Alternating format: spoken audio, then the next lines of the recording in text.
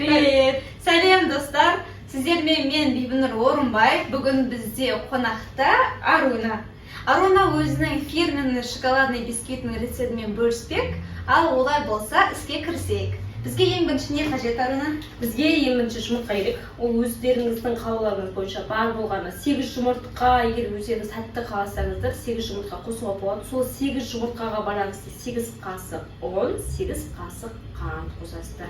Одан кейін әрине сгущенка, оны потом іс барысында көрсетемін, өздеріңіз де түсінесіздер. Ең басты мәселе ол мына жұмыртқаны сарысын бөлек және де ағын бөлек алу керек. Қазір оны видеода толықтырайық, көрсетемін. Кетті, олай болса бастайық.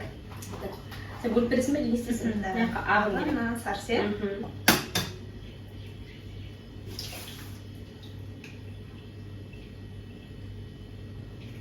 Осылай бөліп аласыздар. Ешқандай да сары жолтығы мынаған кетіп қалмау керек, әйтпесе сізде мынау сары неміз көтерілмей қалады, ақ.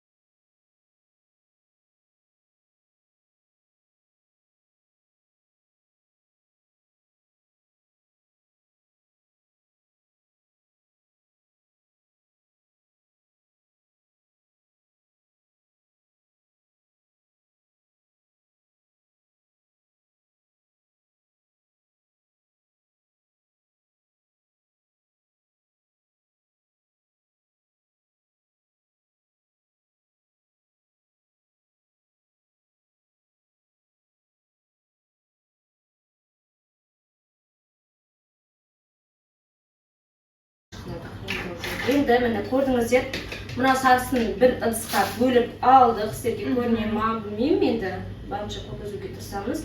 Мынау енді сарысына тек сарысын қолданамыз. Сарысына 8 қасық жұмыртқа, 8 жұмыртқа болды ғой, 8 қасық қант қосамыз бірінші.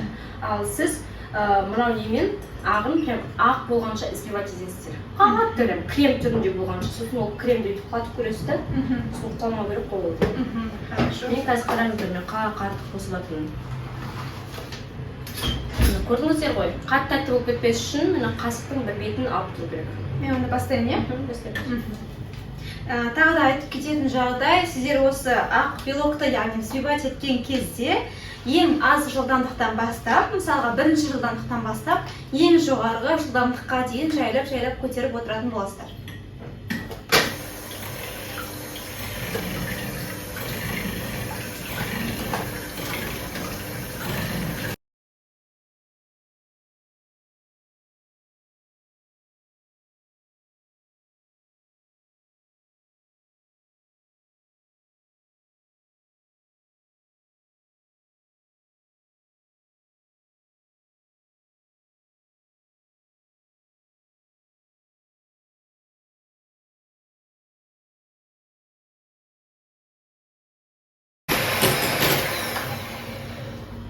Достар, міне біз белогымызды араластырып болдық. Бұл бізде шамамен 5-7 минут уақытын алды. Бұл сіздің миксеріңіздің мощностына байланысты болып келеді. Міне бізде бүгін шыққан масса осындай, ақпайтын, сондай өте әдемі әппақ масса болып шықты. Осы массамызды енді Арунаға тапсырамыз. Енді мен қазір қантпен жұмыртқаны араластырдым. Бұл жақта бізде ютубтан желісіне қарасаңыздар, қантпен жұмыртқа еркету керек дейді. Бұл жерде ондай маңызды емес. Мен бар болған күтіп тұрған уақытта араластырып үлгердім. Енді не істейміз? Ұн қосамыз әрине. Міне бір. Онда да 8 қасық, иә? Үшеу. Енді өздеріңіздің көздеріңізге байланысты ғой. Төртеу. Бесеу. Мынау жеткілікті сияқты. 6. 7. Барлығын қоса салайық. Оны да барлығы айттым, бағана айтып кеткенде, оның барлығы бізде неге байланысты? Мына кремімізге байланысты.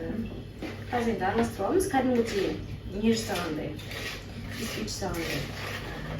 Бұл жақта жаңа миксердің болуы міндетті түрде емес, қасықпен бар болғаны араластырсаңыз болады. Қазір араластырып болған соң көрсетемін сіздерге. қыз мынау массаны бірге еріп кету керек. Ол деген түйіршік болып қалмасын. Достар, өздеріңіздің сеткаларыңыз болса, әрине содан өткізіп алған дұрыс болады. Енді ол өздеріңізге өте қолжетімді бағадағы негізі торт бұл. Отбасыңызға қуандық. Енді істейміз, мынау біттік. Біздің сары бисквитіміздің қамыр дайын болды. Енді болғаннан кейін біз бар болғаны мынау лопатканың көмегімен, лопатканың көмегімен осылай алып алсаңыздар болады артық қамырларды. Енді бар болғаны бүйтесіздер. Мына ақ массаны, именно ақ массаны біз сарыға құямыз. Ни в коем случае керісінше болып жүрмесін, себебі өзі шықпайды. Жаңа айтып кеткенімдей барлығы ақ массамыз. Көріп тұрсыздар ғой, кәдімгідей өзі төңкеріліп кетіп жатыр, қолымнан өте керемет масса шықты. Енді араластырғанда маңызды білетін нәрсе, бұны астынан үстіне қарай араластырасыздар. Жайлап ақырын көрсетіп жіберемін. Міне көрдіңіздер ғой, мен астынан үстіге қарай барлық қамыр мына ақ массамен араласу керек міндетті түрде. Себебі сол кезде ғана сіздердің мынау тесталарыңыз көтеріледі. Әдемі болып, пышный болады, енді орысша айтқанда кешірім сұраймын.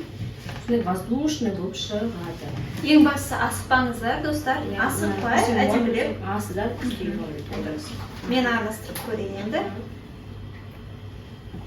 Осылай жайлап. Астындағы масса мен үстіндегі массаны бір-біріне қосып, осылай араластырайық. Форма дайын ғой? Араластырып келемін.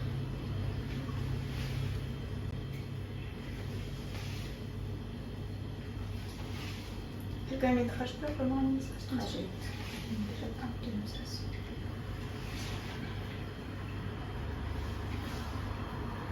Аруна, сіз бұл бисквиттің рецептісін қаяқтан көрдіңіз? Бұны маған өзімнің жеңгем үйреткен. Мен қазір жеңгемен тұрамын. Ол маған как раз осындай кулинарияны үйреткен кісі болатын. Осындай ең қолайлы, мысалы кейде болады ғой, тәттімен шай ішкіміз келіп кетеді. Сол кезде ең оңай жаңағы 5-10 минутта дайындалатын нәрсе. Қазір үйреткенінше, былай түсіргенше, ол деген бір максимум 30 минутта алып тұрған шығар. Бірақ қазір бір 15 минутта дайын болатын. Аруна, енді сен өзіңді кішігірім таныстырып өтсең менің көрермендеріме. Так, менің атым Аруна, менің жасым 24-те, мен қазір Астана қаласында математика пәнінен мұғалім болып жұмыс істеймін. Бірақ та екінші бір хоббиім дейді ғой, жақсы көретін ісім осы жаңағы торттармен айналысамын, осындай тәтті бәліштерді пісіремін. Сол үшін де как раз осы қояққа үйленуге келіп жатырмыз. Сондықтан да неге бір рецептімен бөліспеске деп шештім. Осындай жаңа бастамасымен айтпақ құттықтаймын. Рахмет. Ол деген подписчиктерің көп болсын, көрермендерің көп болсын, сені қолдайтын осындай кісілер көп болсын, өзінің жаңағыдай мәселелермен бөлісетін. Негізінен болып қалған секілді. Достар, көрдіңіздер? Міне. Көрдіңіздер ғой, міне пышный үлкен масса бар болып шықты. Енді бар болған осы массаны бізге жылдам түрде неге салу керек? Формаға салу керек, Енді достар, біз массамызды формаға құямыз. Ол үшін осындай бізде 23-5 диаметрлік форма, осындай асты алынады. Бірақ астына міндетті түрде пергамент қағазын қоямыз. Достар, осылай пергамент қағазын астына қойып, үстіне формамызды басып, шетін бұлай закрепить етіп қоямыз. Жайлап массаны құясыздар. Біз жаңағыдай әдемілеп араластырып алдық қой. Енді көрдіңіздер, пышный түрде ол өзі жайлап құйылып алғаннан кейін массаны формаға не істейміз? Бетін әрине тегістейміз. Ол өте тез тегістіреді, негізінде артық қиыншылығы жоқ. Ол өте қатты маңызды емес, просто әдемі болып пісу үшін енді өзіңізге байланысты ғой. Енді біз бұл массамызды қызып тұрған пешке 180 градусқа 25-20 минутқа қойып қоямыз. Ол сіздердің пештеріңізге байланысты. Пештеріңізге байланысты. 30 минутта болуы мүмкін, бірақ та тұшы қойтын палочканы бетін шығарсыздар, сонымен кішкене тексеріп қойыңыздар, ортасынан піскен ме, піспеген ме, жүріп тұрғаннан кейін. Енді міне массамызды пешімізге салып алайық. Енді біз жаңағыда піскен бисквитімізді суытып алғаннан кейін мынаның барлығын пышақпен босатып аласыздар. Одан кейін әдемілеп осылай жеңіл алыну керек негізінде. Осылай алынды. Алынғаннан кейін мына бисквитімізді біз төңкереміз. Міндетті түрде төңкереміз. Мінекей. Төңкерсек болады. Осы суығаннан кейін ғана мынау нені пергаментті аласыздар. Суымағанша жабысып қалады. Жайлап, ақырындап аласыздар. Бисквитім үлкен болмады деп өйтіп не істеуім керек жоқ. Өзі осындай болып шығады, ол қанша не жұмыртқа қосса да. Одан кейін мына бисквитімізді біз 2 жартыға бөлуіміз керек.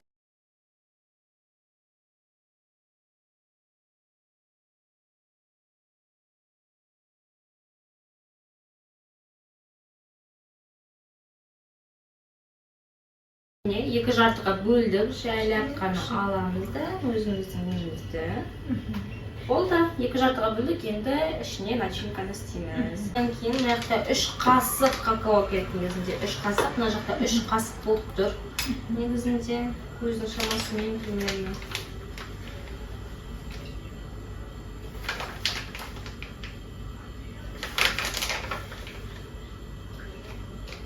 Үш қасықтай шықты негізінде. Ол жақта басы енді сгущенка болады. Қытай жаңағыдай банка түрінде болады. Именно осы сгущенка өте жақсы. Три желания маркасында. Сосын мынау сгущенканың барлығын құясыздар. Бұл шоколад жасау үшін, шоколадный начинка жасау үшін.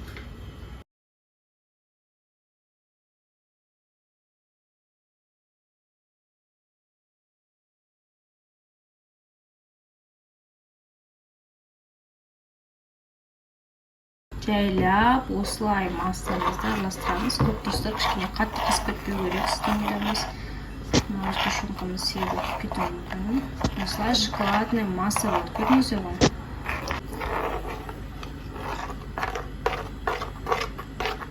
Мына пешті қатты тигізудің керегі жоқ. Бар болғаны кішкене қызыл астына барып тұрса болды. Кішкене шоколад өтпен осылай шоколад жасайсыздар. Мінекей, көп тұрсыздар. Осындай шоколад шықты сұйық түрде осылай кәдімгі болу керек. Осы жеткілікті. Міне достар, енді осылай кремімізді 2 бөлікке бөлеміз да, жайлап кожамыздың үстіне жағатын боламыз.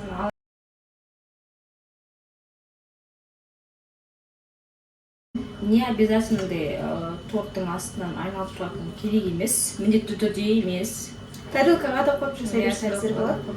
Қалай ыңғайлы өздеріңізге солай көресіздер. Көп тұрғандарыңызда осындай әдемі болды. Бізде бірінші кожамызға жағып болдық кремімізді. Енді осы жағылған кремнің үстіне екінші кожамызды қоятын боламыз. Міне бұл жерде бізде кожамыздың екінші бөлігі, осы екінші бөлігін керісінше былай бетінен төгеріп қоятын боласыздар. Енді барлық шоколадты мынаған төгетін боламыз. Кішкене шоколадты ыстық күйінде сразу жаңағыдай жақсаңыздар өздеріңізге тиімді болады. Себебі кішкене шоколад қатпай, қою түрде болып кетуі мүмкін. Жайлап осылай істейсіздер қазір.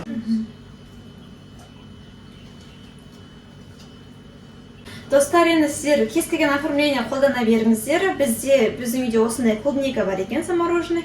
Сол себептен біз клубниканы қолданамыз. Бірге қойып. Өздеріңіз қалай ұнайды, солай әрлей беріңіздер. Айналдырып, солай.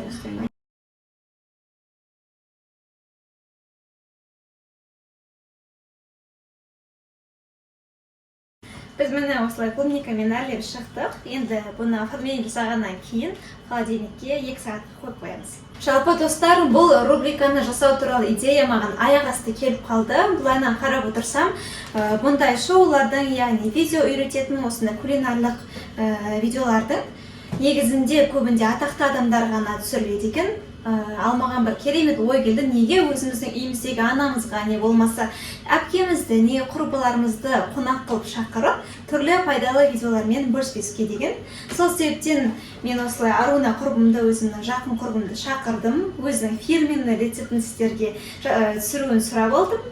Егер сіздерге видеомыз ұнап жатырса, рецептіміз ұнаса, міндетті түрде бізге лайк басып, комментарий жазып кетіңіздер, және де үйлеріңізде дайындап көріңіздер. Аруна, енді сіз өзіңіз менің подписчиктеріме айтатын тілектеріңіз болса? Енді айтарым бар болғаны осылай торт жасап, үйде өздеріңіздің жақындарыңызды қуантып жүріңіздер, өздеріңізде осындай торт сияқты дәмді, тәтті болыңыздар. Қолдарыңыздан барлығы келеді. Тек сіздерге сәттілік. Комментария жазып, атсалысып кетсеңіздер жақсы болар еді. Сау болыңыздар. Міне біз енді дайын болған осылай тұрған холодильникте тұрған пирогымызды алып, әдемілеп өзіміздің қалауымызша кесестеп осындай жұмсақ болып шығады. Істеген тортымызды алып, міне.